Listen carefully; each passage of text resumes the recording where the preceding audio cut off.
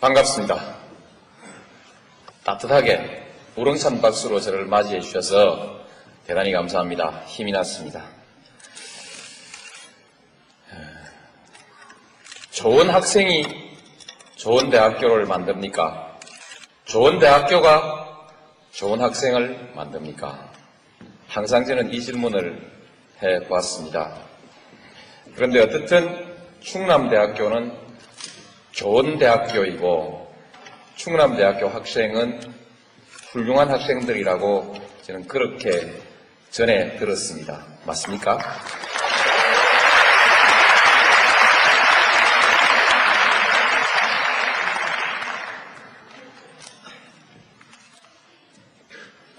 충남대학교가 좋은 대학교가 아니라도 여러분 한 분 한 분의 인격에 줄어들고 늘어나는 것이 별로 없을 것입니다. 실제에 있어서는요. 그러나 여러분들은 충남대학교 학생이라는 이유로 충남대학교가 좋은 대학교이기를 바라고 또 그 점을 매우 자랑스럽게 생각하시죠. 충남대학교가 좋은 대학교일 때 여러분도 함께 좋은 학생이 되는 느낌을 받지요. 실제로 남들도 그렇게 받아들입니다. 이제 정치가 별겁니까? 정치를 얘기하기 전에 여러분 한 분 한 분들의 소망을 한번 얘기를 해보죠. 우선 먹고 살아야 합니다. 아무리 많이 배운 사람도 아무리 잘난 사람도 먹고 사는 문제가 해결되지 않으면 날개축지가 꺾입니다. 밥 먹고 사는 것 말고 입고 또 들어가서 일하고 쉴 집이 있어야 하고 핸드폰도 있어야 하고 그렇죠? 먹고 사는 문제입니다. 거의 대부분의 사람들은 이 문제를 외면하지 못합니다. 아주 드물게 스피노자 같은 사람은 시간을 더 많이 갖기를 원했습니다. 그래서 가난을 선택하고 더 많은 시간을 선택했습니다. 그러나 보통 사람은 그러지를 못합니다. 우리는 보통 사람을 기준으로 또 생각할 필요가 있습니다. 그래서 먹고 사는 문제 걱정 없습니까? 걱정되시죠? 네. 그러나 잘 될 겁니다. 잘 되는 이유는 나중에 말씀드리겠습니다. 다음에 이제 그 문제가 해결되고 나면 안정을 원하지요. 오늘 당장 불안이 없고 나의 미래에 대해서 불안이 없고 내 아이의 미래에 대해서 불안이 없는 그런 사회를 여러분은 바랍니다. 그것이 두 번째 희망사항이래요. 그걸로 인생은 전부 다 행복해지는가? 그렇지 않은 것 같습니다. 좀 더 빛나게 살고 싶어 하지요. 좀 더 품위 있게, 좀 더 빛나게, 좀 더 멋있게, 뭐 이런 여러 가지를 할 수 있습니다. 가장 보편적이고 대표적인 것은 국가가 잘 돼 갔을 때, 마치 여러분들이 충남대학교가 잘 됐을 때 여러분들의 품격이 높아지는 것과 마찬가지로 국가가 잘 됐을 때 그 안에서 여러분들 개개인의 소망이 잘 이루어질 가능성은 대단히 높은 것입니다. 그래서 똑같은 재능을 가지고도 똑같은 땀을 흘리고도 어느 국가에서 태어났느냐에 따라서 운명이 하늘과 땅만큼 차이가 나지 않습니까? 국가가 잘 돼야 돼요. 이제는 세계화 시대가 온다고 하니까 더욱더 인류의 보편적 문제가 우리의 문제들이 돼 있습니다. 그래서 이제 우리의 문제가 해결되면 세계 질서가 우리 개개인의 삶을 충족시켜 줄 수 있는, 삶의 질을 충족시켜 줄 수 있는 조건을 갖춰야 됩니다. 오래전부터 우리는 인류의 미래에 대해서 불안을 가지기 시작했습니다. 과연 얼마나 더 살 수 있을까? 얼마나 더 안전하게 살 수 있을까? 여기에서 해결되지 않은 우리 세계의 문제를 한번 짚어보면 기아와 질병의 문제, 해결이 되지 않고 있습니다. 전 세계 인구의 3분의 1이 아직도 기아 선상에 있다는 거 아닙니까? 기아와 질병. 아직도 사람들은 전쟁을 하고 싶어 합니다. 전쟁의 공포, 도덕적인 타락, 자원의 고갈, 환경의 파괴, 이런 문제들은 우리 인류가 함께 맞서서 싸우고 해결하지 않으면 안 되는 인류 사회에 대한 위협이죠. 저는 항상 이 문제가 우리의 궁극적 문제일지도 모른다 하는 생각을 하면서 정치를 해왔습니다. 제가 이 주제를 가지고 강연을 한 것은 이미 10년을 넘었습니다. 10년 이상 이 주제를 가지고 항상 강연을 해왔습니다. 이 중에 상당한 부분들이 국가 간의 이해관계의 다툼으로 해서 해결되지 않는 그런 일들입니다. 전쟁의 문제, 국가 간의 갈등입니다. 빈곤의 문제, 국가 간의 이기주의 때문에 세계에는 빈부의 격차가 심각하게 그냥 내버려져 있습니다. 이것처럼 국가와 세계의 질서가 아직도 모순되고 마찰을 일으키고 있습니다.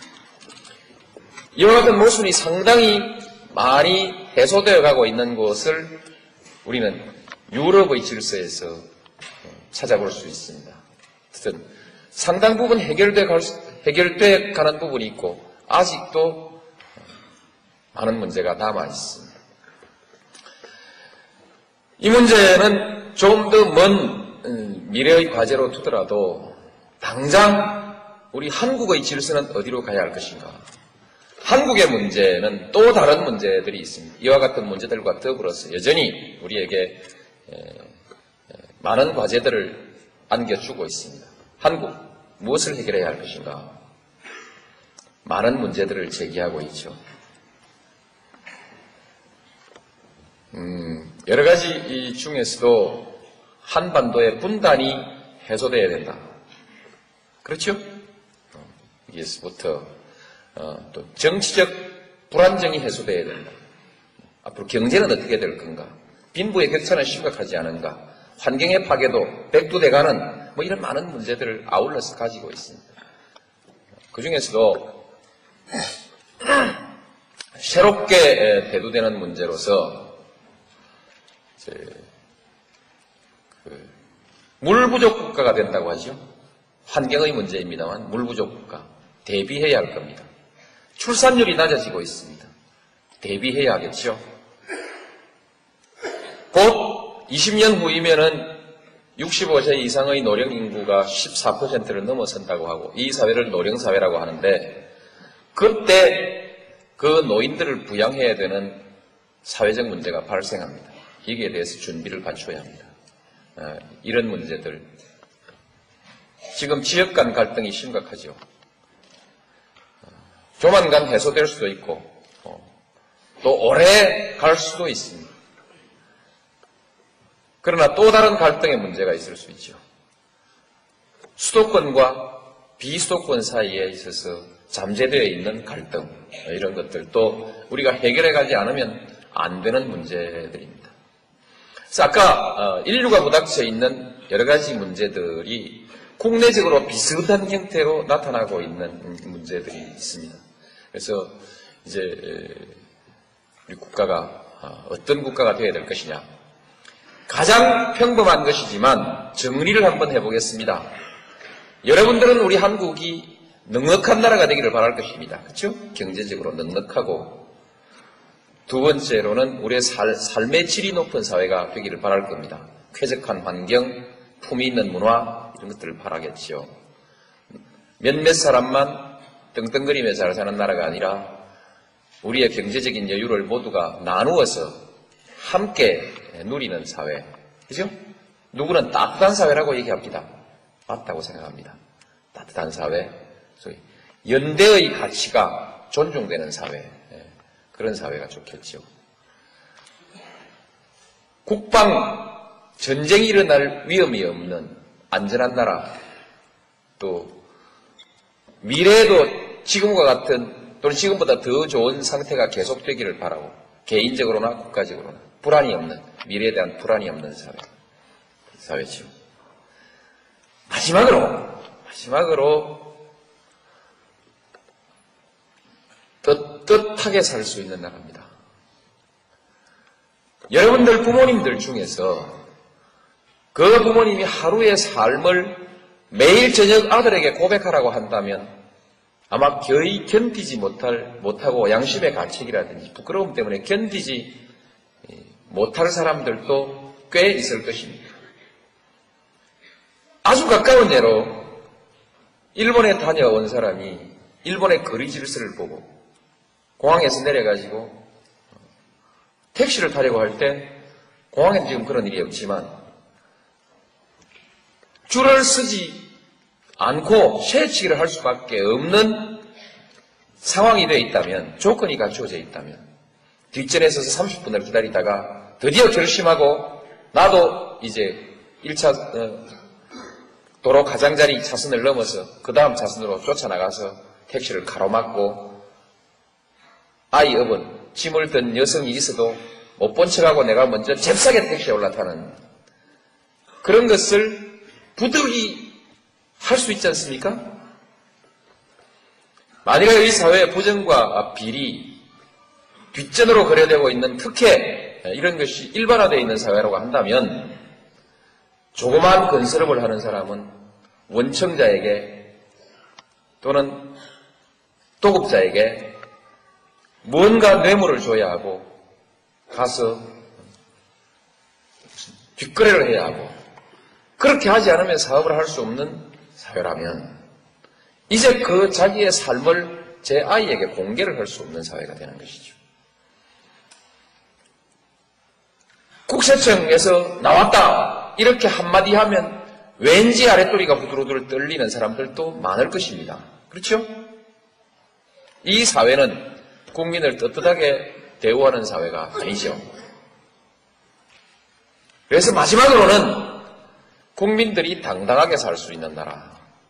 요새 MBC 캠페인은 정정당당 코리아지요? 매일경제신문은 업그레이드 코리아를 내세웠습니다. 업그레이드 코리아는 국민소득 10,000불이 15,000불 되는 것이 아니라 그것도 포함되지만 그 위에 국민들이 이렇게 당당하게 살 수 있는 나라가 업그레이드 된 나라 아닐까요? 마지막으로 당당하게 살 수 있는 나라. 이것을 우리의 보편적인 국가에 대한 희망, 국가에 대한 보편적 희망으로 이렇게 정리할 수 있을 것입니다. 자, 이런 원론적인 얘기는 덮어버리고 이렇게 가야 하는데 한국 갈 수 있을까? 갈 수 있다면 어떻게 해야 할 것인가? 이런 얘기들을 한번 해봤으면 좋겠습니다. 갈 수 있을까에 대해서 갈 수 있습니다. 아시다시피 지난 40년 동안 우리는 경제를 100배 키웠습니다. 여러 가지 시비가 있지만 어떻든 이것은 세계에서 많은 세계인들이 눈을 둥그렇게 뜨고 놀라는 위대한 업적입니다. 정말 위대하신 어른들입니다. 세계 최고의 업적을 남기신 어른들. 지금 그 어른들을 우리가 충분히 대접하고 있지 못하죠. 객담을 한마디 있겠습니다. 짐승도 제 새끼는 사랑할 줄 압니다. 사람과 짐승이 다른 것은 사람은 제 부모를 제대로 모실 줄 압니다. 어른을 공경할 줄 알기 때문에 짐승과 다른 것입니다. 오늘날 우리 사회가 그 노인들에게 충분한 대우를 해드리지 못하고 있는 데 대해서 마음의 가책을 우리 함께 가질 필요가 있습니다. 여튼 제가 격까지 말씀을 드렸습니다만 요컨대 우리는 위대한 실적을 가지고 있는 국민들이다. 이게 다 정치인들이 정치를 잘한 덕분 아닙니까?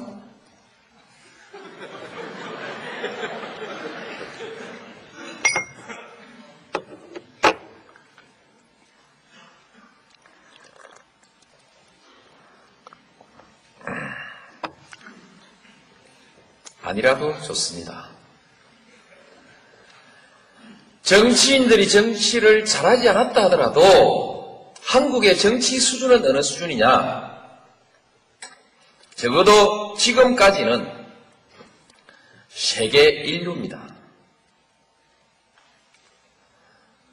무엇이 지금의 민주주의 수준, 정치 수준이 세계 인류가 아니라 발전 속도에 있어서 세계 인류라는 것입니다. 우리는 1945년 8월 15일 식민지로부터 해방됐습니다. 그 시기 전쟁이 끝나고 식민지에서 해방된 많은 나라들 중에서는 한국이 그래도 기죽났다. 기죽났다. 박수 한번 치는 겁니다. 이럴 때는.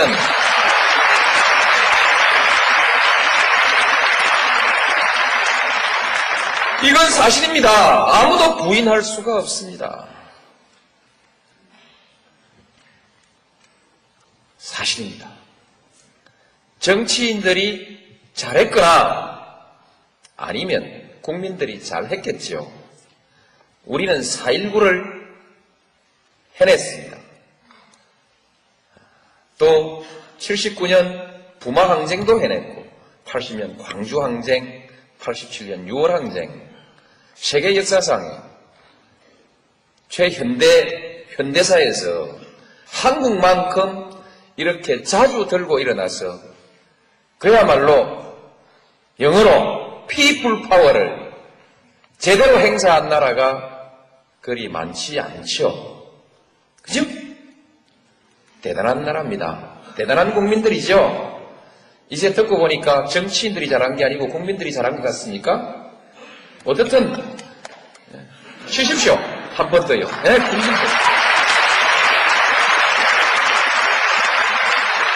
여러분들의 형님들에게, 여러분들의 아버지에게, 여러분들의 할아버지들에게 박수를 보내야 합니다. 정말 잘한 것입니다. 저도 그렇게 해서 여기까지 왔습니다. 앞으로 잘 갈 거냐? 잘 갈 수도 있고 잘 못 갈 수도 있습니다. 잘 갈 수 있는 조건, 지금 동북아 시대가 옵니다. 외부적 환경으로서 동북아 시대가 옵니다.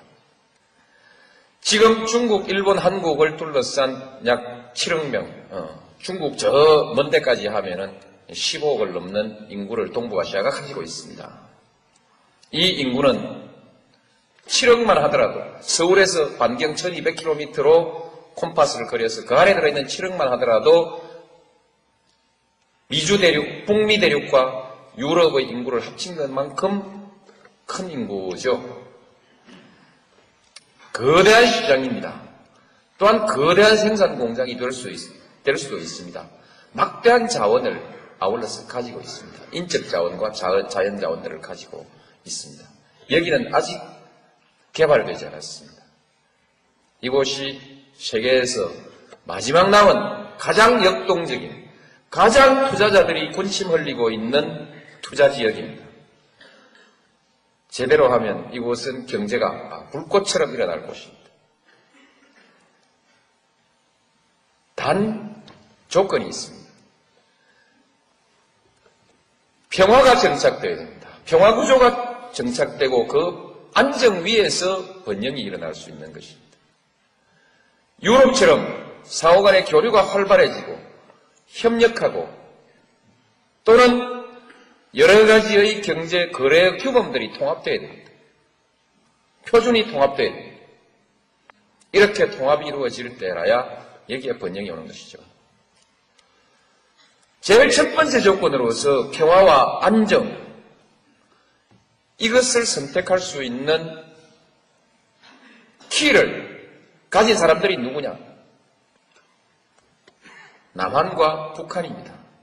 그렇죠? 남북한입니다. 남북한이 마음먹고 딱 악수하고, 그래서 그 악수를 보고 세계인들이 저거 맞다, 이젠 평화가 왔다라고 생각할 때부터 한반도의 활력이 먼저 생기기 시작할 것입니다. 한반도의 평화는 바로 동북아시아의 평화와 안정을 의미합니다. 벌써 한중일 3국 간의 자유무역까지도 논의하고 있지 않습니까? 또 동북아 경제협력기구를 벌써 논의하고 있지 않습니까? 저도 비전으로 제시하고 있습니다. 동북아 개발은행을 얘기하고 있죠. 또한 한, 북, 러시아를 포함한 철도공사를 얘기하고 있습니다. 시베리아 가스 개발에 관해서는 유럽의 자본이 대기하고 있습니다. 파이프라인이 연결되면 아마 부산까지 내려와서 또는 포항점 와서 일본으로 바로 건너가는 가스 라인이 만들어질 수도 있습니다. 대단한 변화가 우리 앞에 기다리고 있습니다. 남북한이 마음먹으면. 물론 일본, 미국, 중국, 러시아가 다 함께 협력해야겠죠. 이런 가능성을 가지고 있습니다. 마음 잘 먹고 우리가 잘하면 이거 할 수 있거든요. 긴 설명 줄이고 이제 당면한 핵 문제를 한번 얘기해 보십시다. 저거 풀어야 되거든요. 혹시 이 중에서 우리도 핵을 가지는 것이 좋지 않느냐? 북한이 핵을 가지면 우리도 가지자라는 생각을 하는 분들도 있을 수 있고, 또 북한이 가지고 있는 것은 결국 통일되면 우리 거 아니냐? 이렇게 생각하는 분들도 있는데 그러시면 안 됩니다. 세계에서 플루토늄 재처리 기술에 관해서 플루토늄 재처리 기술에 관한 한 일본이 이미 세계 최고의 수준을 가지고 있습니다. 양적으로 질적으로. 우리가 만들면 일본은 우리 10배, 50배에 만들 수 있습니다. 기분 나쁘지만 그건 사실입니다. 중국은 이미 핵을 가지고 있죠. 못하게 말려야 됩니다. 그렇게 풀어가는 것이 아닙니다. 어떻든 핵 문제는 해결돼야 돼요. 북한은 핵을 포기해야 됩니다. 어떻게 포기할 거냐? 말로 하자. 대화로, 평화적으로 하자. 그게 우리 주장입니다. 그러니까 북한이 자꾸 뭘 내놓으라 그러고 협상을 하다가 탁자 걷어차버리고 나가버리고 만나자 해놓고 안 나오고 속을 썩입니다. 약이 오릅니다. 그러니까 대가를 뭔가를 줘야 합니다. 금강산 관광 당장 수지 맞지 않는 사업을 한다. 이 말입니다. 10년, 20년 뒤에는 아주 수지 맞는 장사일지 모르지만 지금 당장 수지 안 맞는 장사를 이어나가는데 이것은 20년 뒤를 내다본 장기 투자이거나 아니면 남북 간의 평화를 구축하기 위해서 평화의 대가로 지금 지불하고 있는 돈이다. 억울하단 말이죠. 그래서 왜 퍼주냐? 그러나 퍼주고만 말 것은 아닙니다. 결국은 이와 같은 과정을 통해서 해결이 됩니다. 왜냐하면 북한은 이미 개방을 결정했습니다. 오래전에 결정했습니다. 키도라고 발음합니다만 키도 또는 캐도를 받아들일 때 한국형 원자로를 한국 기술진에 의해서 건설하도록 용납했을 때 이미 북한은 한국의 기술에 에너지를 의존한다는 결정을 한 것입니다. 그렇죠? 전쟁할 생각이 있으면 그렇게 못하는 것이죠. 그때 결정했고 지금 신의주, 개성공단, 철도 연결 이 모든 것들이 개방해야 살겠다는 것을 확실하게 확인하고 이제 개혁하고 개방하겠다는 뜻입니다. 개혁, 개방은 외부의 지원이 없이는 절대로 성공할 수가 없습니다. 그래서 외부의 지원을 간절히 필요로 합니다. 그래서 성의를 가지고 대화해 나가면 이 문제는 풀린다. 단 대화로 푸는 방법은 이것저것 자꾸 주어야 하니까 비쌉니다. 돈이 많이 든다 이제. 그러나 만일에 대화를 딱 중단해버리면 지원을 중단해버리면 대화가 끊기죠. 게임은 그렇습니다. 북한도 버틸 테니까요. 끊기면 북핵 문제는 북미 간의 문제로만 남습니다. 미국은 북한 핵을 어떻게든 개발 못하게 막아야 한다고 생각하고 있습니다. 왜? 세계의 경찰이라고 생각하니까. 아이들이 핵무기를 갖고 놀면 안 되거든요. 그러니까 막아야 해요. 명분이 있습니다. 명분은 테러, 불안, 그렇죠? 이제는 전통적인 국가 간의 전쟁의 위협이 아니라 다양한 방법으로 전개되고 있는 여러 가지의 위협, 이 위협에 대해서 우리가 대처해야 된다. 그래서 국방의 개념도 확장되고 있습니다. 그래서 위험한 사람들이 위험한 무기를 갖지 않아야 한다는 것은 세계적 합의이기 때문에 미국이 핵무기를 단속하는 데 대해서는 세계적 여론의 지원을 받고 있습니다. 따라서 미국이 북한에게 대해서 끊임없이 간섭하는 것이 적어도 간섭하는 동안에는 무력 행사를 하기 전까지는 지지를 받습니다. 이 사이에서 대화를 하게 되면 그게 대화가 잘 안 통하는가 봐요. 전에도 보니까. 대화가 잘 통하지 않기 때문에 중국도 좀 끼고 일본도 좀 끼고 특히 한국이 적극적으로 나서서 그러시면 안 됩니다. 이렇게 한번 해봅시다. 이렇게 중재하고 제어해 나가야 됩니다. 남북 간의 대화의 통로가 있을 때 이것은 잘 작동할 수 있고 남북 간의 대화의 통로가 막혀버리면 북미 간에 싸우다가 해볼까? 하고 미국이 딱 무슨 공격 결정을 하게 됐을 때 우리는 이건 설명을 할 필요가 없습니다.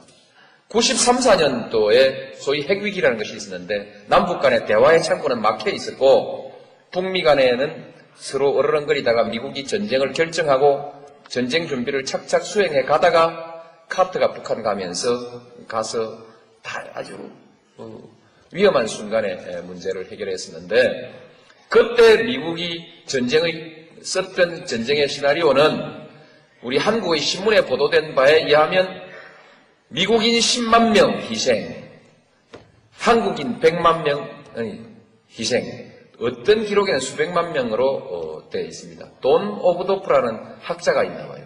그분이 공개한 자료에도 나오고 국내 신문에도 많이 보도되고 있습니다. 전비 1000억 불, 경제적 손실 1조 달러, 이런 예상을 감수하고 전쟁을 할 각오를 다져나가고 있었다. 우리 보고 다 죽으라는 얘기 아닙니까? 그렇죠? 너희들은 죽으라. 이런 얘기나 마찬가지죠.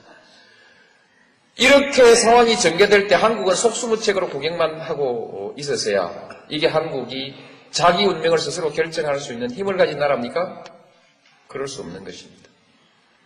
그래서 남북 간의 대화 채널은 반드시 유지해야 됩니다. 지원 끊어버리면 상황이 또 어디로 굴러갈지 모릅니다. 흔히 2003년 위기설이 나오고 있는 이유가 그겁니다. 이 위기설을 방어하기 위해서 우리는 북한과의 채널을 유지해 나가야 된다는 것이죠.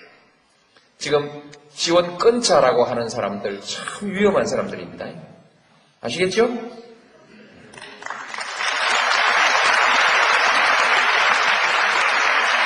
쉽게 말해서 전쟁 불사론자들이죠. 예? 전쟁 불사론자들. 전쟁을 하면 자기들은 절대 안 다칠 겁니다. 재빨리 해외로도 갈 수 있고.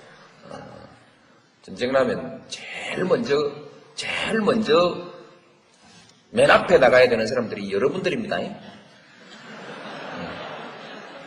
제 아이도 예비군인데 아마 즉각 소집될 겁니다.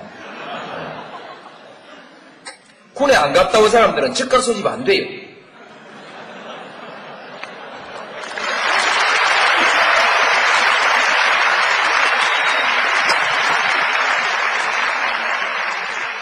강경책도 하나의 수단입니다. 외교수단으로 아주 유효합니다. 그러나 그 강경책이 성공하면 값싸게 해결되는 것이지만 실패하면 말하자면 다 들어먹는다. 그렇죠? 다 죽는다 이 말입니다. 그래서 강경책은 함부로 쓸 수가 없습니다. 우리가 온건책으로 갈 수가 없습니다.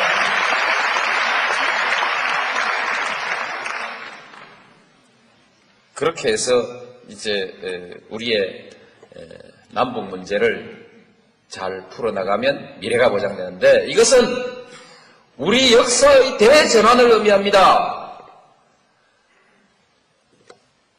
만일에 남북 간에 긴장이 있고 북한이 자꾸만 무장을 강화하게 됐을 때 일본은 군비를 강화할 수 있는 명분을 가지고 일본의 강경파, 일본의 극우익들이 큰 소리를 내게 됩니다. 그렇게 됐을 때 일본이 군비를 강화하면 중국은 가만히 있을 수 있습니까? 중국도 군비를 강화하게 되고 일본과 중국 사이의 군비 경쟁이 격화됐을 때 한국은 어떻게 합니까?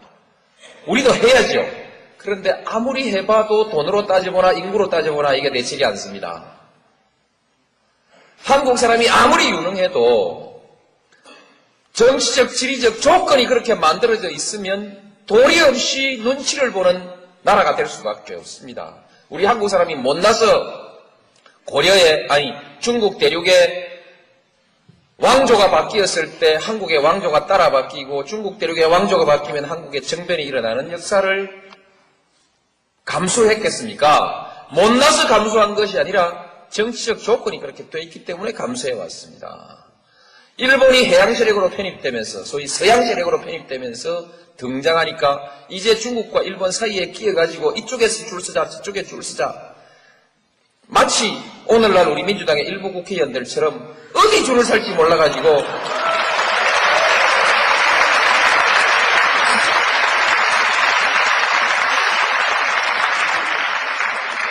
공론 통일이 안 되게 돼 있습니다. 안 되게 돼 있거든요. 헷갈리다가 그냥 무너져 버리는 것입니다. 이것이 우리 한국의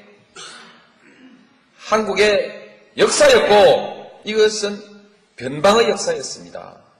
누가 뭐라고 해도 중국과 일본의 군비 경쟁이 일어나고 여기에 긴장과 대결적 상황이 조성되면 우리는 또 그와 같은 상황을 감수하지 않을 수 없다.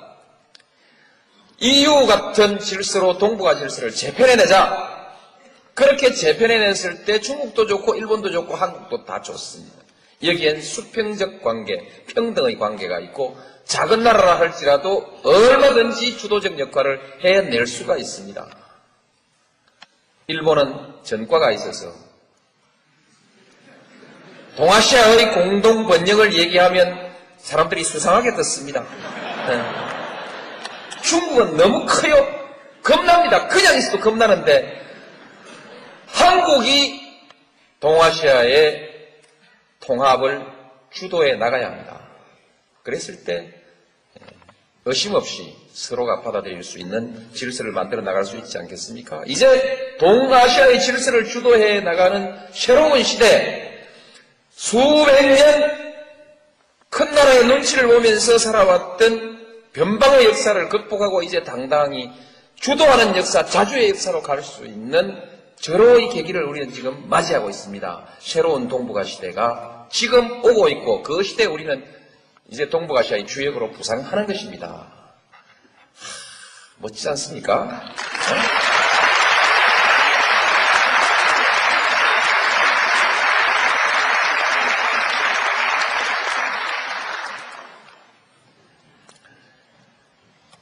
이제 참 시간이 아쉽네요. 지역 갈등이 있습니다. 정치적 지역 갈등. 이건 저 노무현이 대통령이 되는 것으로 해결의 출발점에 서게 되고 제가 해결하겠습니다. 지난 12년간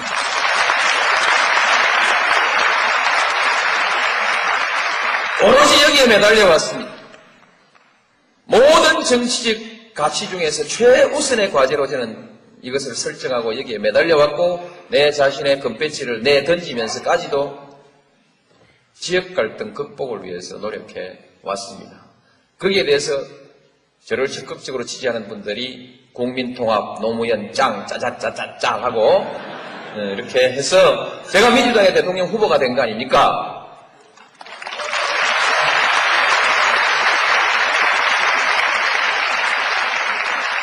이것만 가지고 또 1시간 얘기거리가 있지만 접어놓고 넘어갑시다. 지역 갈등 해결되고 나면 해결 다 되냐? 노사 갈등도 있죠. 이것도 생략하고 넘어갑시다. 넘어갈 수 있습니다. 우리 신계륜 의원도 옆에 계시지 않습니까? 그죠? 노사 갈등 문제 신계륜 의원한테 제가 맡길 테니까 그냥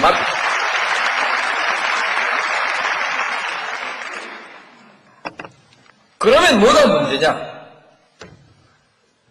우리 사회에 국민 통합이 이루어지지 않으면, 그건 말고라도 국민 통합이 이루어지지 않으면 우리 사회의 효율성이 발휘될 수가 없습니다.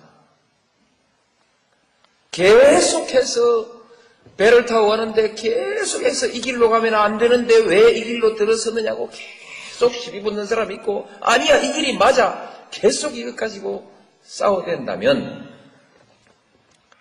그 배는 제대로 갈 수가 없습니다. 국민 통합이 뭐냐? 정서적으로 당신하고 내하고 이렇게 차이가 나는 것이 좀 부당하고 억울하지만 그래도 프로세스에 있어서 정당성 때문에 내가 시비를 걸 수가 없고, 좀 기분은 나쁘지만 당신하고 내하고 그래도 한 동네에서 같이 사는 것이 그렇게 죽을 맛은 아니다. 죽는 것보다는 낫다. 이런 수준의 정서적 공감대가 있고, 주먹다짐하지 않고 죽이고 또 무슨 공격하지 않고 타협으로 하나의 결론을, 공동의 결론을 만들어낼 수 있는 사회적 상태를 우리가 국민 통합이 이루어지고 있는 상태라고 말할 수 있습니다. 타협으로 공동의 목표에 관해서 공동의 합의를 이루어낼 수 있는 사회, 그것이 통합된 사회. 통합된 사회로 가야 됩니다. 이 통합된 사회로 가야 하는데, 이 통합을 위해서 우리에게 아주 중요한 것은 균형된 사회라 해야 됩니다. 균형된 사회. 차이가 너무 많이 나면 여기에서 적대감이 생기고 지배관계가 생깁니다. 그렇죠? 지배관계라는 것은 상대방의 존재와 의견을 존중하지 않는 관계입니다. 한쪽은 일방적으로 명령하고 한쪽은 일방적으로 복종할 수밖에 없는 관계는 행복한 관계가 아닙니다. 지배관계. 배가 아픈 관계.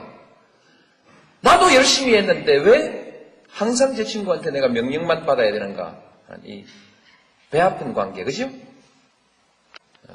불평등, 불균형. 여러 측면에 있어요. 불균형이라는 것이 국민 통합을 방해합니다. 갈등을 만들어냅니다. 그래서 균형된 사회. 똑같은 균형이 있을 수 있습니까? 수용할 수 있는 불균형은 뭔가? 그것은 과정에 있어야 정당성입니다. 정당한 절차, 그렇죠? 프로세스. 선거를 해서 저 친구가 반장에 뽑혔기 때문에 이제 그날 이후는 반장이 나한테 와서 줄 서라 해도 가서 줄을 서고, 나한테 뭐라고 이런저런 학급의 질서 유지를 위해서 필요한 요구들을 했을 때 그것을 수용하는 거 아닙니까? 선거 없었으면 그거 수용 못하는 거죠? 절차. 이런 절차를 포함해서 공정한 사회, 절차의 정당성을 포함해서 모든 것이 정당한 근거를 가지고 있는 사회를 공정한 사회라고 얘기하죠. 과정과 결과에 있어서. 하여튼 그냥 공정하다 이렇게 얘기하죠. 공정한 사회. 균형 사회를 이루는 내면적인 요소가 공정한 사회입니다. 공정한 사회. 이런 것들을 우리가 이루어 나가야 되는 것이죠. 자, 이제 갈등 얘기를 하려고 여기까지 왔습니다. 앞으로 우리 한국 사회의 심각한 갈등은 뭐가 될까? 수도권과 지방의 갈등이 될 것입니다. 여러분 지방대학 다니시죠? 열받죠? 억울하죠? 그렇습니다. 자세하게 설명할 것 없이.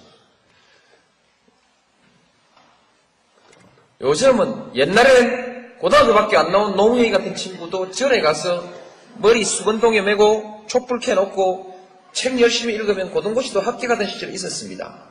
요새는 안 된대요, 그렇게. 신림동 가서 학원 다녀야 된대요. 돈이 엄청 든대요. 학교, 뭐 이런 등등에 있어서 여러 가지 소위 기회를 공쉐하는 많은 요소들이 존재합니다. 그 중에서 수도권과 지방의 얘기, 그 한 가지만 오늘 들어서 좀 얘기를 드리고 제 얘기를 마감을 했으면 좋겠습니다. 아까 제가 동북아 질서를 새롭게 재편하는 한국의 기여를 얘기했는데 저는 앞으로 한국이 해결돼야 될 문제를 세 가지로 생각합니다. 동북아 시대, 동북아 전략, 지방화 전략, 세 번째로는 원칙의 시대, 소위 가치 존중의 시대를 만들어 나가야 한국의 문제가 풀린다 이렇게 생각합니다.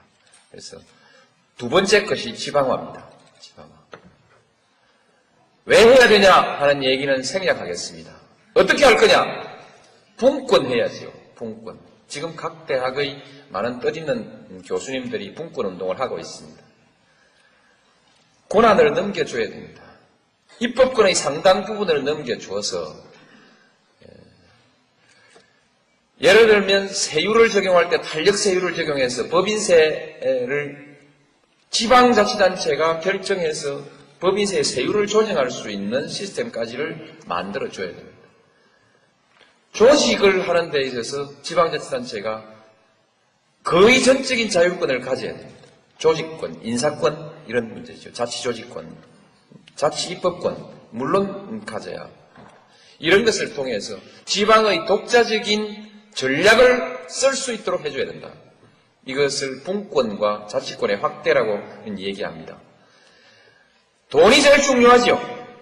지금 몇몇 세목들을 지방자치단체가 주어놨는데 부동산에 관련된 세금이 자치체 수입에 대종을 이루니까 가장 중요한 세목이 되니까 마구 땅을 개발합니다. 개발해가지고 세금 걷으려고 하는데 그러니까 무리가 생기죠. 그러지 말고 그냥 보통 우리 동네 와서 사업자라면 거기서 법인세도 좀 붙일 수 있고 소득세도 좀 붙일 수 있고 그래서 거의 중요한 모든 세목에 일부는 국세로 일부는 지방자치단체의 수입으로 이렇게 세목을 편성해 주어서 돈을 거둘 수 있게 해주고 이것은 오히려 세원이 확충된다는 것보다는 그 세율을 가지고 그것을 인센티브로 활용해서 기업들에게 우리 동네로 오시오라고 이렇게 정책을 쓸 수 있는 유인할 수 있는 자료로서 쓸 수 있게 해줘야 됩니다.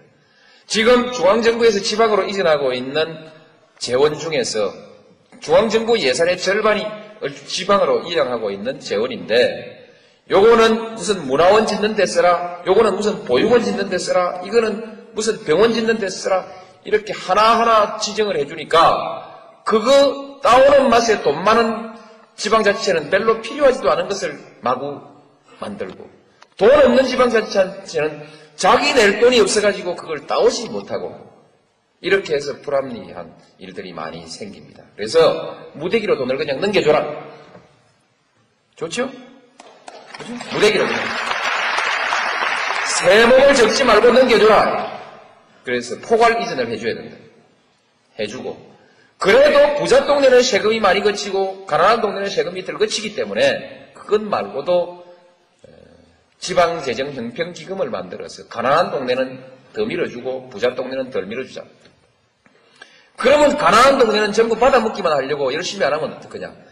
지방사업을 벌릴 때 지방사업의 타당성과 효율성을 평가해서 잘된 데 더 못해주자.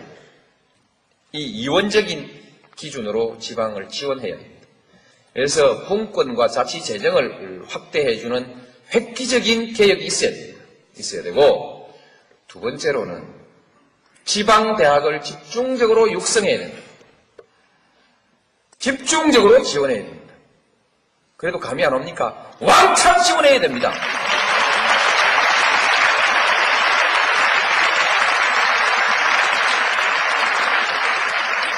왜냐? 손의 시대에서 머리의 시대로 간다나요?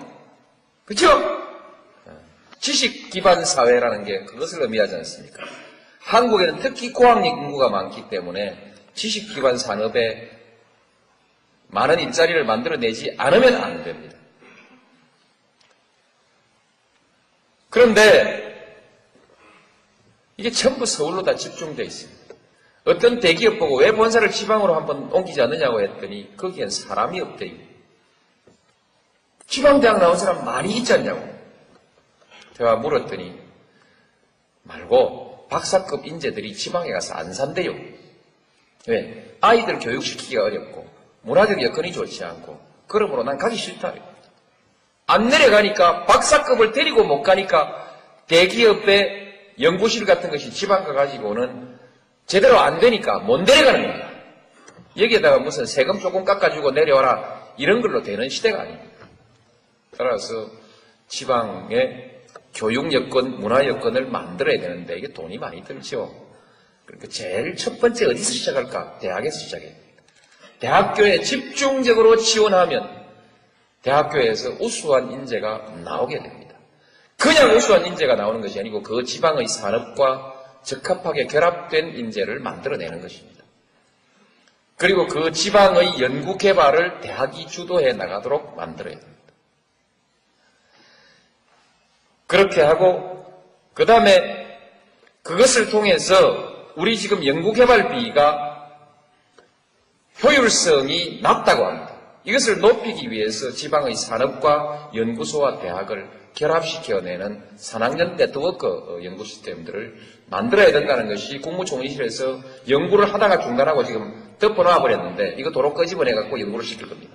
시켜서 그렇게 해서 연구개발비의 효율을 높여나가면서 지방대학을 육성하고 여기에 지식기반 사회의 근거를 마련해야 하고 그 다음에 지방대학과 지방의 언론과 지방정부, 지방의 시민사회가 서로 협력체계를 만들어서 우리 도시의 미래를 어디로 끌고 갈 것이냐에 대해서 함께 연구하고 그 도시의 비전을, 그 지방의 비전을 스스로 만들고 제시할 수 있게 해줘야 된다는 것입니다.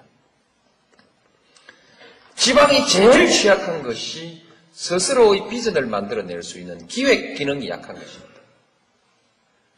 이것을 갖지 않으면 밤낮 그냥 대학은 대학대로 서울한테 한 푼 주라, 돈 더 주라, 무슨 지방정부는 지방정부대로 돈 더 주라, 여기 다리 더 놔주라, 맨날 이렇게 해야 됩니다.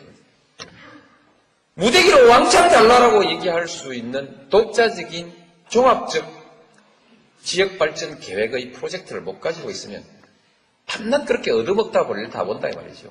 스스로 무대기 돈을 받아서 효율성 있게 지방을 발전시킬 수 있는 기획, 이것이 아주 중요합니다. 누가 아무나 할 수 있습니까? 대학에서 해야지. 그렇죠? 대학에서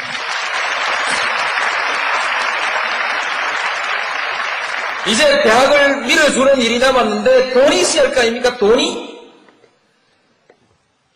지금 대체로 한 2조 정도 되고 있는 국립대학 지원금이 주로 지방에 다 가고 있습니다. 더 줄 돈이 없어요. 별로.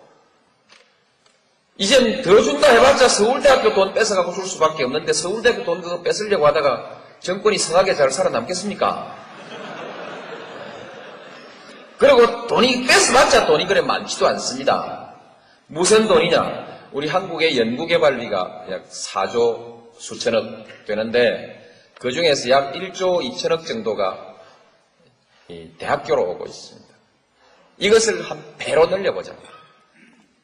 각 부처에서 쓰고 있는 연구개발 예산을 한 배로 늘려서 이것을 지방대학으로, 이것은 사립대학을 포함해서 수도권 대학에도 많이 갑니다. 이걸 지방대학으로 집중적으로 지원해보자. 산업체로 주고 있는 것들도 대학으로 집중시켜보자. 연구소도 전부 대학 연구 네트워크에 함께 묶어가지고, 국책연구소를 또 묶어가지고 지방 거점 도시들의 대학들에게 집중적으로 지원해보자. 일단 거기서 재원을 마련하고 그 이외에 더 필요한 재원은 제가 따로 좀 마련해 보겠습니다. 마련해서 지방대학을 집중적으로 육성한다.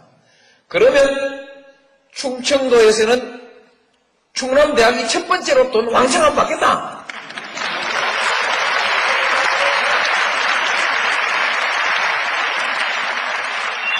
그리 되면 안 된단 말입니다. 이리 되면 또한 여기서도 불평등이나 불연등이 생기고요. 또 충청도 충남대학이 충청도 서울대학이 되어버리면 이게 또 원성의 표적이 되지 않습니까? 학교별로 여러 가지들의 특성 있는 학과들을 선택하고 또 우수한 교수님들이 상호 연계해서 네트워크를 형성해서 컨소시엄을 하든지 이런 방식으로 해서 각기 특성 있는 것으로 해서 어느 하나의 특정 분야에 관한 하는 다른 대학의 연구 역량까지를 다 모아서 키우고 서로 교환하는 거죠. 키우고 거기에 관한 하는 서울대학교 안 부럽다가 아니라 서울대학교는 이제 매일 와라, 다음에 와라 할 만큼 이렇게 지방대학을 제가 육성하겠습니다. 육성해서 그렇게 해서 지방대학을 육성한다. 그것이 그냥 대학의 육성이 아니라 그 도시의 발전을 담보하는 것으로 그렇게 저는 계획하고 있습니다. 그러니까 괜히 지방화를 말씀드리는 것이 아니고 이런 계획을 가지고 있고요. 조금 전에 제가 말씀드렸듯이 그러자면 지방의 언론의 역할이 아주 큽니다. 그래서 지방 언론, 지방신문, 지방방송들의 독자성과 개성들을 살려나가야 됩니다. 그래서 중앙신문에 지방신문이 잡아먹히는 것을 막아야 됩니다. 지금 중앙거대신문들이 지방에다가 처음에는 인쇄하는 곳만, 인쇄공장만 만들더니 이제는 지방판 만드는 지사 비슷한 것을 만들고 독립법인을 만들 계획을 가지고 있는데 이렇게 되면은 서울신문이 대전신문들 다 죽여버려요. 대구신문 다 죽여버리고 부산신문 다 죽여버리고 독점돼버리면 한 사회 문화가 획일화돼 버리지 않습니까? 획일화돼 버리면 큰일 납니다. 획일화된 사회는 화석처럼 굳어버립니다.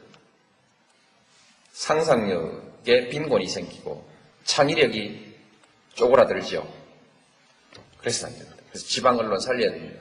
지방신문 스스로도 잘해야 되겠지만 살려줘야 돼요. 방송도 지방방송이 살도록 해줘야 됩니다. 그래서 지금 서울 지상파 방송의 재전송 문제에 대해서 지금 방송사가 싸우고 있는데 이것은 단순히 방송사끼리의 밥그릇 싸움이 아니라 지방 문화의 다양성을 살릴 거냐 살리지 않을 거냐라고 하는 우리 시대의 정책과 맞물려 있는 문제이기 때문에 이건 대단히 중요하게 다뤄야 됩니다. 이제 이쯤 되면 대전의 신문과 대전의 방송은 노무현 편을 좀 들겠죠?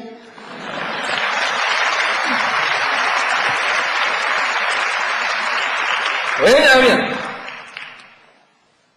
진짜 지방 문제를 가지고 지방 출신의 사람이니까요, 제가.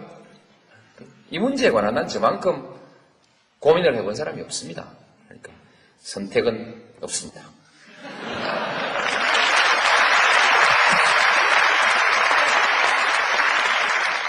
그래서 고민 끝에 제가 오래전부터 분산을 위해서 행정수도 지방 이전을 얘기했었는데 이제는 지방의 시각을 가지고 지방을 살려내기 위해서는 행정수도를 지방으로 옮겨놓고 지방의 눈으로 국가행정을 한번 해봐라.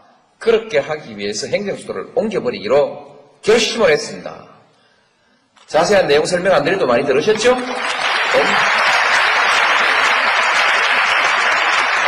그 행정수도가 어디에 갈지 모르지만 제 생각에는 대체로 충남대학에서 30분 거리 정도에 있어야 된다고 저는 그렇게 생각하는데 이런 거 어떻습니까?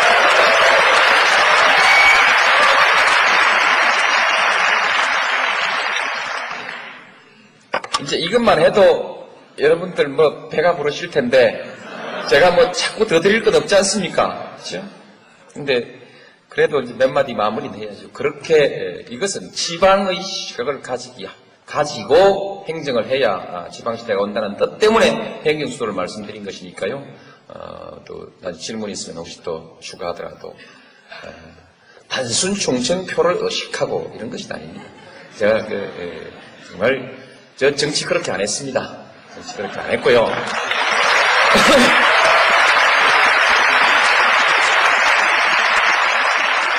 마지막으로 가치의 시대 한 가지만 딱 제 얘기를 하고 마무리를 하겠습니다. 이 일을 해나가는데 한 사회가 아까 말씀드린 대로 통합되어야 됩니다. 어떻게 통합되느냐? 너와 나의 이해관계가 일치하는 데서 통합되는 것이 제일 쉽습니다. 그러나 이해관계는 이제 아마 수백, 수천, 수만 가지로서 찢어져 있습니다. 이해관계를 전부 원칙 없이 조절할 방법이 없습니다. 한 시대에서 오늘의 이해관계, 내일의 이해관계, 이것도 또 다릅니다. 사람들은 수천 년 이렇게 살아오면서 지혜를 가지고 원칙이라는 것을 만들었습니다. 그렇죠? 원칙, 규범. 그것은 다양한 이해관계를 하나로 포괄해서 가장 공통의 이해관계를 하나의 기준으로 만들어 놓고 그것이 우리의 원칙이다. 이렇게 하는 거 아닙니까? 원칙. 그 원칙 중에서 가장 중요한 것이 정의가 이겨야 한다는 것입니다. 어떻습니까? 그래서 정의가 이겨야 한다. 정의가 이기자면 그 시대를 살고 있는 사람들의 마음속에 가치를 존중하고 가치를 지향하는, 옳은 것을 지향하는 갈망이 있어야 된다. 앞으로 한국이 제대로 되느냐 안 되느냐의 마지막 얘기는 여러분들 가슴 속에 정의감이 있느냐, 정의가 이겨야 된다는, 정의가 이기도록 해야 된다고 하는 결의가 서 있느냐. 정의가 무너진 사회에서는 어떤 번영도 있을 수 없습니다. 어떤 번영도 갈등과 대립과 투쟁으로 다 무너질 수밖에 없습니다. 그래서 가치를 소중하게 생각하고 가치를 추구하고 정의가 이기는 사회를 만들기 위해서 노력하는 사회. 한국은 특별히 기회주의가 승리하고 행세해온 사회입니다. 일제에 붙어선 사람들, 재빨리 미국에 줄 섰던 사람들, 재빨리 독재에 줄 섰던 사람들, 그렇죠? 공부깨나 한 사람들이 전부 거기에 빌붙어가지고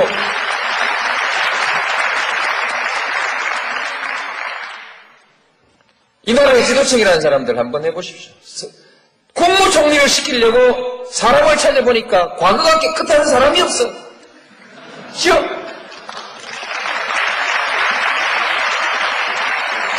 들었다 놔버렸어. 안 되겠어. 또 한 사람 모셔와가지고 또 해보니까 또 아니야. 버리. 세 번째 또 모시고 왔는데 여기도 문제가 있어. 문제가 있지만 이러다가 국무총리 자리 비워놓을 판이 되니까 막 미안합니다. 그렇게 얼마나 여러분 생각해 보십시오. 부끄러운 나라입니다. 에? 부끄러운 그들이 대법원 판사, 에? 그들이 대학 총장. 우리가 너무 까다로웠는지 모르지만 근데 대통령 후보 하겠다는 사람들은 훨씬 더 큽니다.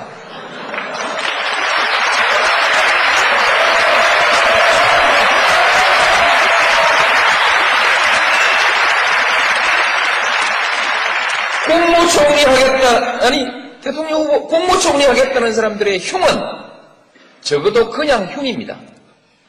수사받고 처벌받을 일들은 아닙니다. 대통령 하겠다는 사람들의 흉은 그냥 흉이 아니고 범죄입니다. 좋습니까? 제대로 정당을 하면 제대로 수사받고 제대로 처벌받아야 되는 거죠. 검찰이라는 사람들이 허지부지 덮어버려요. 예? 덮어버려. 대통령은 힘 다 빠졌는가 봐. 대책이 없어. 뭘 또? 고발을 또 해서 수사를 하라고 했더니 또 그것도 취하해버렸어. 답답합니다. 속 탑니다. 이것이 아무 문제가 아닌 것처럼 생각하게 만든 사람들이 누굽니까?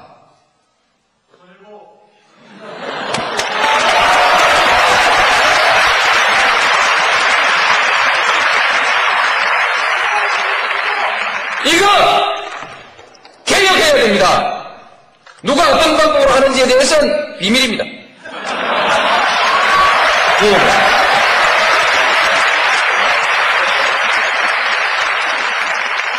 검찰 제일 첫 번째 개혁 대상입니다. 국민의 정부가 실패하는데 결정적으로 기여했습니다. 국정은 줄줄 흘리고 다녀요. 줄줄 흘려. 네? 국가기관이 이게 말이 아닙니다. 지도자가 당당할 때에 이 기강을 잡을 수 있습니다. 떳떳한 대통령, 당당한 대한민국 한번 만듭시다. 감사합니다.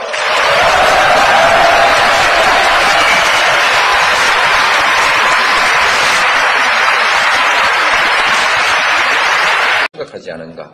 환경의 파괴도 백두대간은 뭐 이런 많은 문제들을 아울러서 가지고 있습니다. 그 중에서도 새롭게 대두되는 문제로서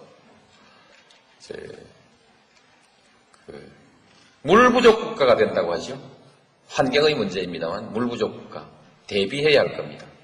출산율이 낮아지고 있습니다. 대비해야 하겠죠. 곧 20년 후이면은 65세 이상의 노령 인구가 14%를 넘어선다고 하고 이 사회를 노령사회라고 하는데 그때 그 노인들을 부양해야 되는 사회적 문제가 발생합니다. 여기에 대해서 준비를 갖춰야 합니다. 이런 문제들. 지금 지역 간 갈등이 심각하죠. 조만간 해소될 수도 있고 또 오래 갈 수도 있습니다. 그러나 또 다른 갈등의 문제가 있을 수 있죠. 수도권과 비수도권 사이에 있어서 잠재되어 있는 갈등, 이런 것들도 우리가 해결해 가지 않으면 안 되는 문제들입니다. 그래서 아까 인류가 부닥쳐 있는 여러 가지 문제들이 국내적으로 비슷한 형태로 나타나고 있는 문제들이 있습니다. 그래서 이제 우리 국가가 어떤 국가가 되어야 될 것이냐. 가장 평범한 것이지만 정리를 한번 해보겠습니다. 여러분들은 우리 한국이 넉넉한 나라가 되기를 바랄 것입니다. 그렇죠? 경제적으로 넉넉하고 두 번째로는 우리의 삶의 질이 높은 사회가 되기를 바랄 겁니다. 쾌적한 환경, 품위 있는 문화 이런 것들을 바라겠죠. 몇몇 사람만 떵떵거리며 잘 사는 나라가 아니라 우리의 경제적인 여유를 모두가 나누어서 함께 누리는 사회. 그죠? 누구는 따뜻한 사회라고 얘기합니다. 맞다고 생각합니다. 따뜻한 사회. 소위 연대의 가치가 존중되는 사회. 그런 사회가 좋겠죠.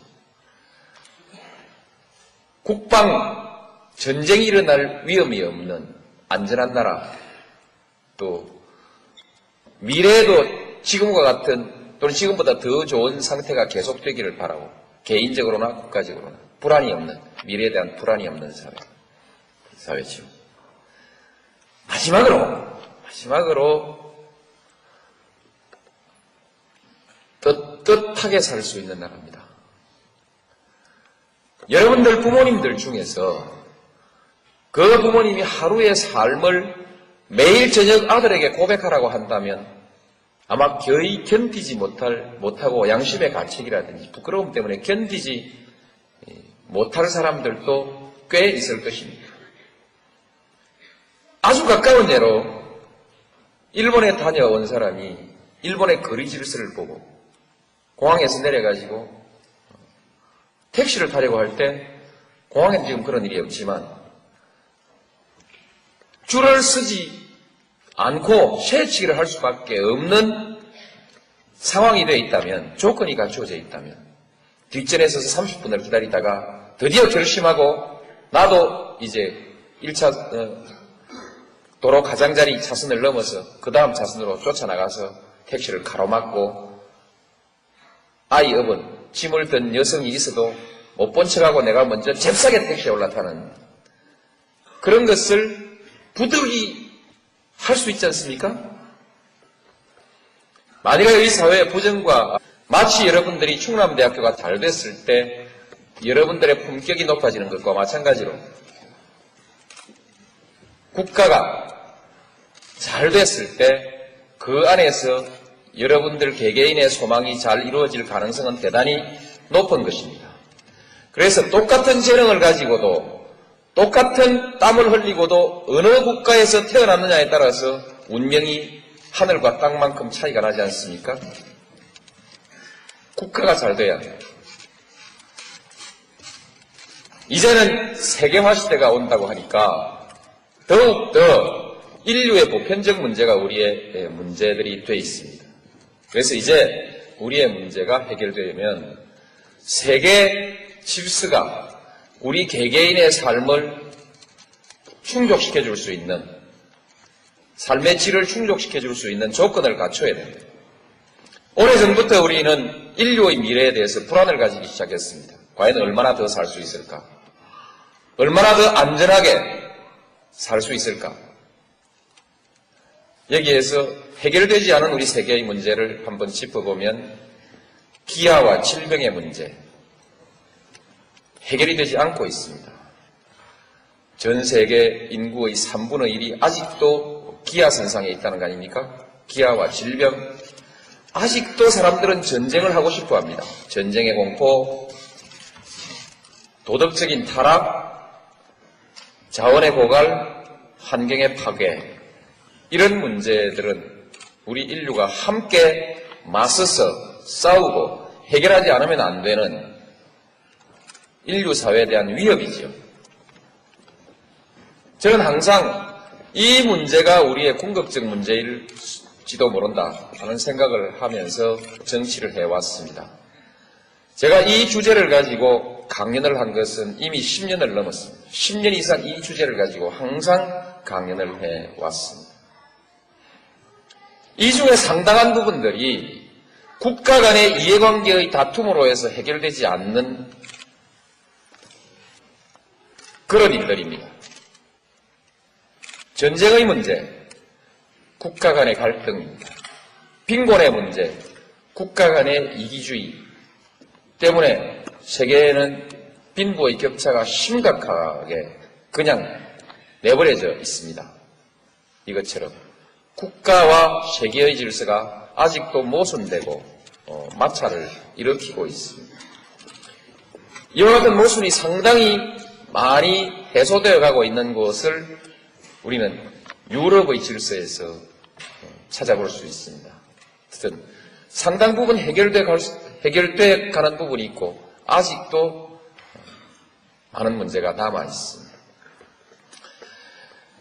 이 문제는 좀 더 먼 미래의 과제로 두더라도 당장 우리 한국의 질서는 어디로 가야 할 것인가? 한국의 문제는 또 다른 문제들이 있습니다. 이와 같은 문제들과 더불어서 여전히 우리에게 많은 과제들을 안겨주고 있습니다. 한국, 무엇을 해결해야 할 것인가? 많은 문제들을 제기하고 있죠. 여러 가지 이 중에서도 한반도의 분단이 해소되어야 된다. 그렇죠? 여기서부터 또 정치적 불안정이 해소되어야 된다. 앞으로 경제는 어떻게 될 건가? 빈부의 격차는 지금의 민주주의 수준, 정치 수준이 세계 인류가 아니라 발전 속도에 있어서 세계 인류라는 것입니다. 우리가 1945년 8월 15일 식민지로부터 해방됐습니다. 그 시기 전쟁이 끝나고 식민지에서 해방된 많은 나라들 중에서는 한국이 그래도 기죽났다. 기죽났다. 박수 한번 치는 겁니다. 이럴 때는.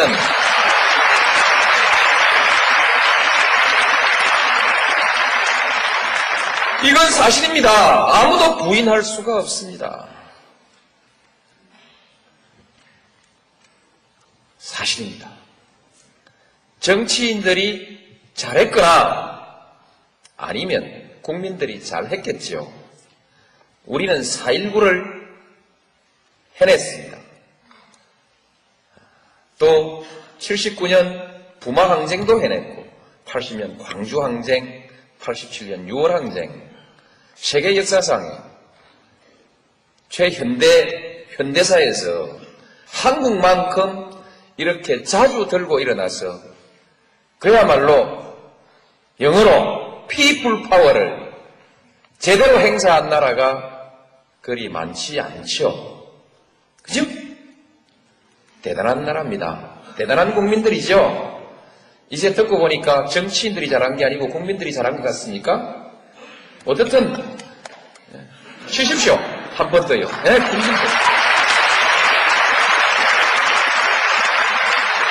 여러분들의 형님들에게, 여러분들의 아버지에게, 여러분들의 할아버지들에게 박수를 보내야 합니다. 정말 잘한 것입니다.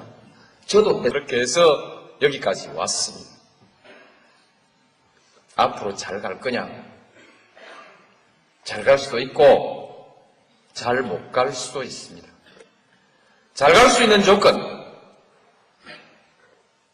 지금 동북아 시대가 옵니다.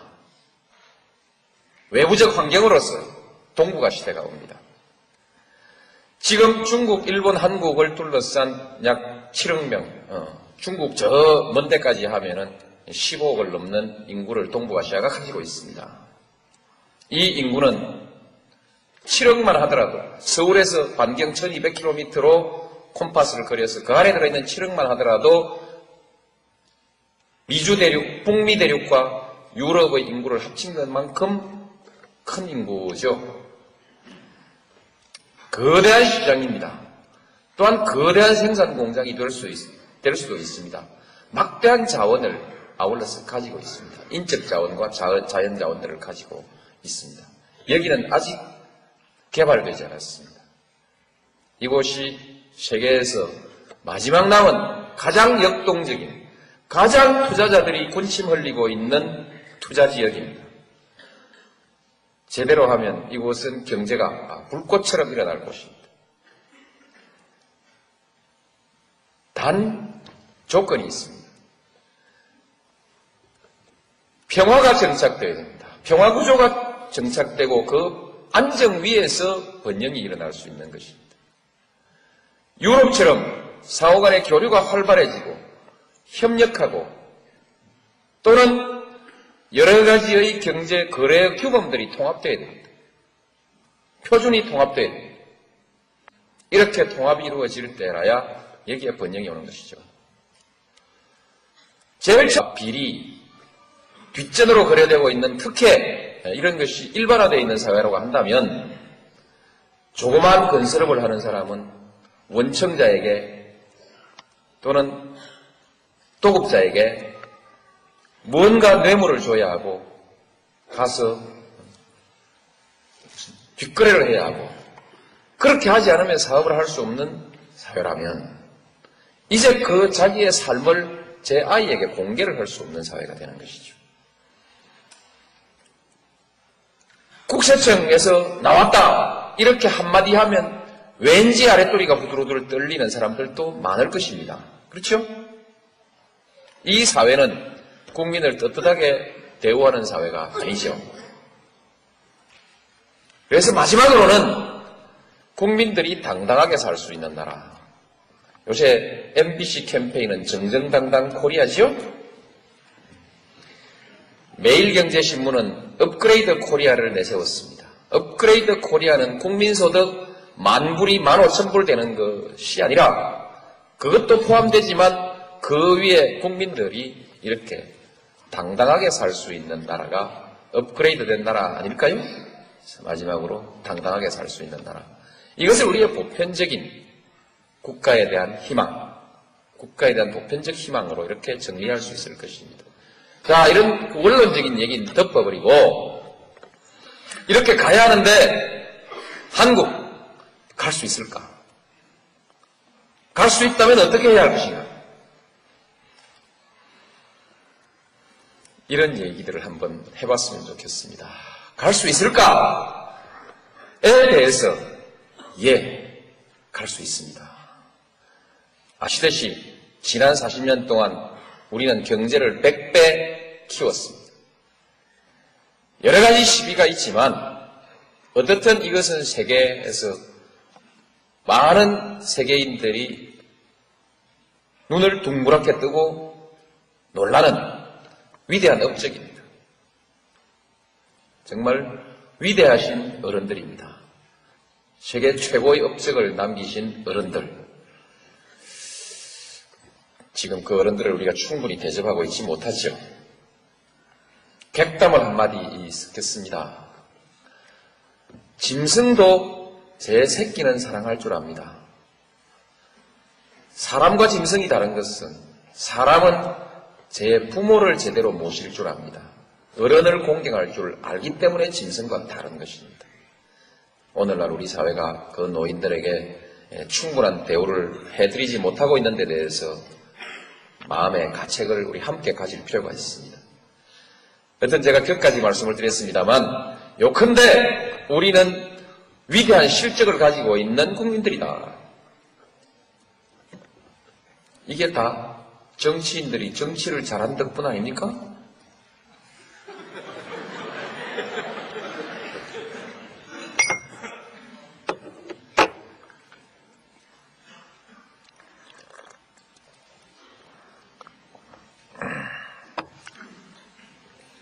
아니라도 좋습니다. 정치인들이 정치를 잘하지 않았다 하더라도 한국의 정치 수준은 어느 수준이냐? 적어도 지금까지는 세계 1류입니다. 무엇이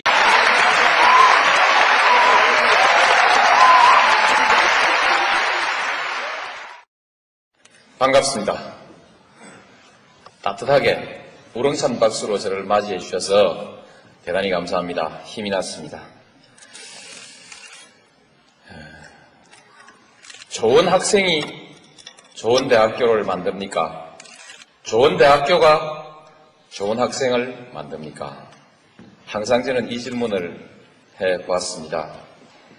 그런데 어떻든 충남대학교는 좋은 대학교이고 충남대학교 학생은 훌륭한 학생들이라고 저는 그렇게 전해 들었습니다. 맞습니까?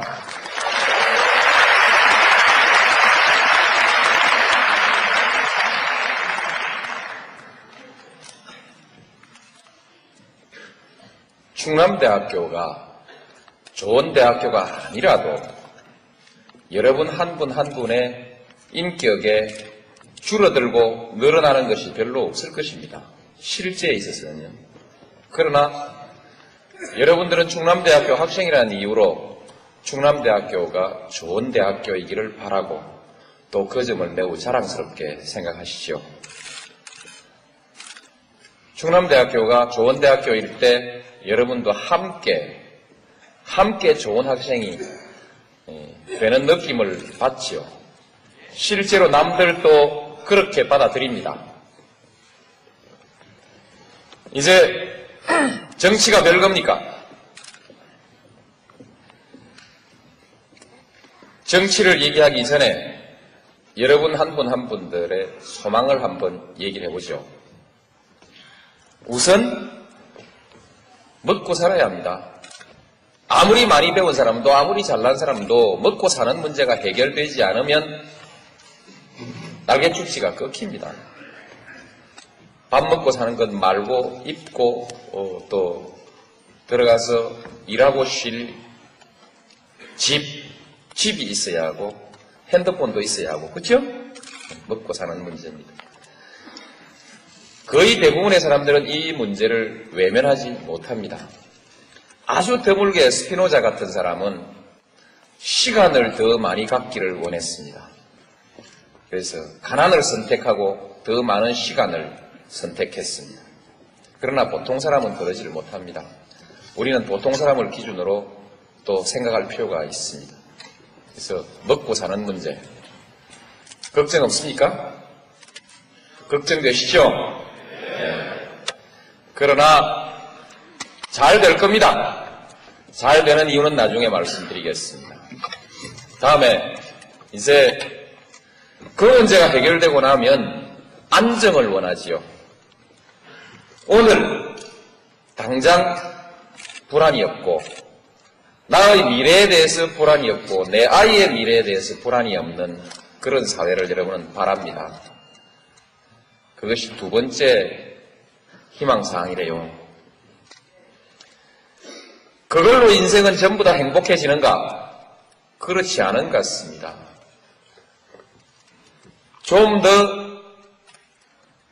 빛나게 살고 싶어 하지요. 좀 더 품위 있게, 좀 더 빛나게, 좀 더 멋있게, 뭐 이런 여러 가지를 할 수 있습니다. 가장 보편적이고 대표적인 것은 국가가 잘 돼 갔을 때